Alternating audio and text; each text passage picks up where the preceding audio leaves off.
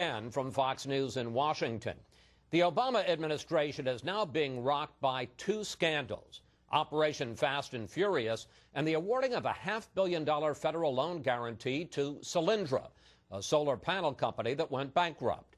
Our first guest is at the center of both investigations. Issa, chairman of the House Oversight and Government Reform Committee, and Congressman, welcome back to Fox News Sunday. Well, thanks for having me on and for covering two issues of the many, many issues that are causing Americans to lose confidence in their government. Okay, let's start with Fast and Furious, in which ATF agents allowed more than 2,000 weapons to be sold illegally to cross the border. They were going to try to track them, to try to catch drug traffickers. They lost track of a number of them. Hundreds ended up with a Mexican drug cartel, and two of them ended up at the murder scene of a U.S. Border Patrol agent. I want to take you back to May, when you had this now famous exchange with Attorney General Holder. Here it is. When did you first know about the program, officially I believe called Fast and Furious? To the best of your knowledge, what date? I'm not sure of the exact date, but I probably heard about Fast and Furious for the first time over the last few weeks. Congressman, I understand that you are going to issue a new set of subpoenas to the Attorney General this week. About what?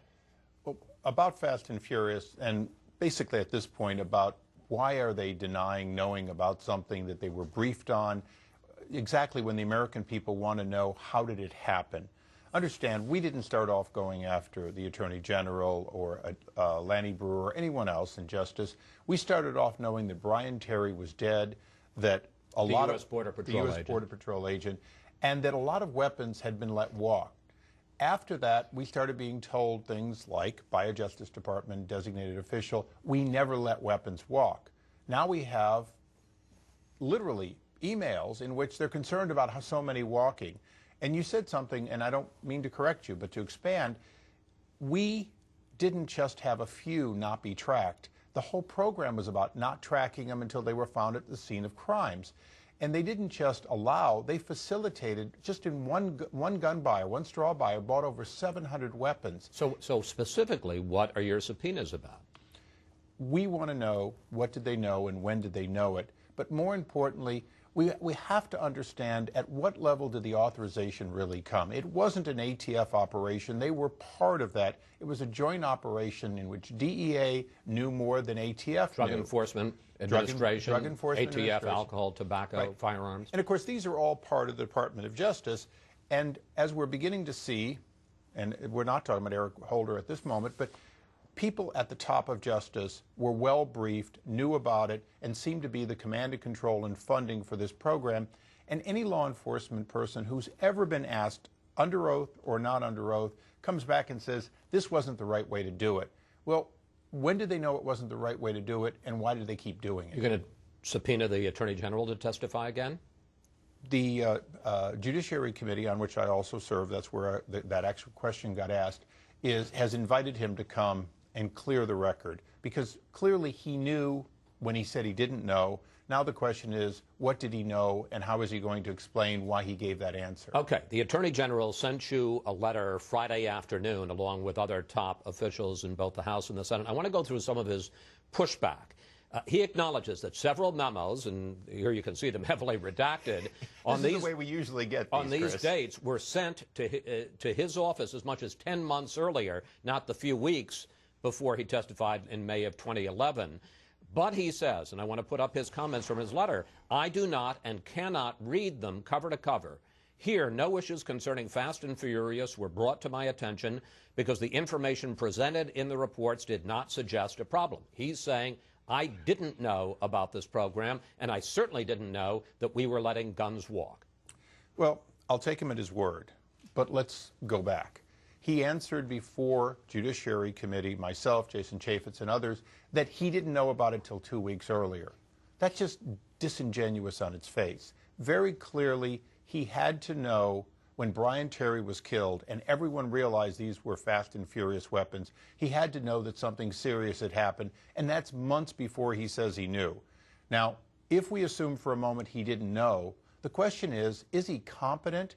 If, in fact, a Border Patrol agent's been murdered, 2,000 weapons have gone, this program has completely gone off the rails. Why didn't he know? And that's probably a more important question for the chief law enforcement officer, is if Lanny Brewer knew, why didn't Eric Holder know? Lanny Brewer, one of his top aides, who is very involved much earlier on, now, and works in the same office. Okay, Holder points out that top officials also briefed you in April of 2010, just around the time that he was first hearing of all this. He writes, and let's put it up, I'm aware that Chairman Issa has said that he was not briefed on the unacceptable details of Fast and Furious. In other words, the fact that they were letting the guns walk. Two questions. One, is that true? Were you briefed and not told? And secondly, if it is true, how do you know that he was also not told? The interesting thing is he's quoting a story that he planted, that Justice shopped around to the newspapers. But having said that, I'll answer it. We were looking into the drug problems. We asked for a briefing. We got a briefing including Kenneth Melson. Of ATF, one of the people that knew about the program but didn't know all the other things that he ultimately read in a still sealed wiretap, that when he read the wiretap and understood how much they knew that this was deliberately letting bad guns go to the drug cartels, he became sick to his stomach. So, yes. But my question is, all right, so you're saying you weren't told about Fast and Furious and the gun walking, so how do you know that he wasn't told? Well, first of all, it was concealed from us by the Justice Department. That briefing, they were not allowed to know what Kenneth Melson later knew and made him sick to his stomach. Let's understand, ATF's running an operation. They're being told guns aren't getting to the bad guys. Ultimately, the whistleblower came forward when he realized, of course, guns are getting to the bad guys. This investigation is not about an operation that was supposed to trace guns. This is about Justice Department knowing, and this is where the American people have a right to know more, knowing that these guns were deliberately intended to end up in the hands of the drug cartels without any kind of traceability, except if you find the gun at the scene of the crime. That is the reason that this is a felony, stupid, and I use the word felony deliberately, program. This should be criminal to let criminals have thousands of deadly weapons. I have to point out, because Holder does in his letter, the Bush administration had a similar operation called Operation Wide Receiver that also, he says, let guns walk. Well, first of all, Eric Holder came in wanting to indict people from that administration. So I think his standard of, well, the other administration did it too, is not so good. But understand, from what we can discover from Wide Receiver, and those, by the way, we have subpoenas for those, and those documents have not been delivered. Very few weapons, very, very well traced, overhead observation and so on. What you would think would happen if you let a weapon start to move, where you trace it at every step. This was one where they let the weapons go and never looked until they showed up at the scene of Brian Terry's murder. Some of your Republican colleagues have called for a special prosecutor to look into Holder's involvement. Some have called on Holder to resign. Do you join either of those? Well, I've always taken the tack that the president picks the people he has full confidence in. The president still seems to have full confidence in Eric Holder, something I don't share.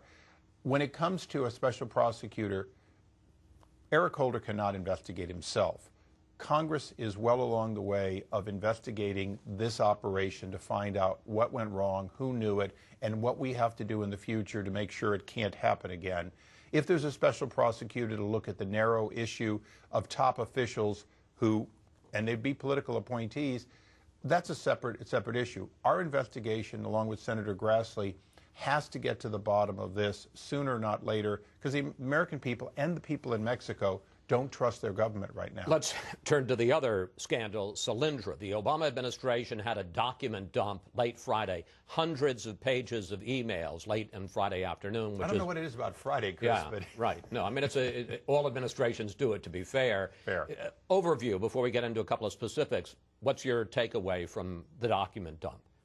Well, they're trying to bury it into the weekend, but just as a document dump a week earlier gave us the Eric Holder situation, what we're finding is it isn't just Solyndra. It's a pattern of these sorts of investments. You understand, on the last day that the law was there, $4.75 billion was thrown into loans. And one of the questions we have for Secretary Chu is, well, tell us why that last day somehow you had everything you needed and you didn't have it over a period of time before.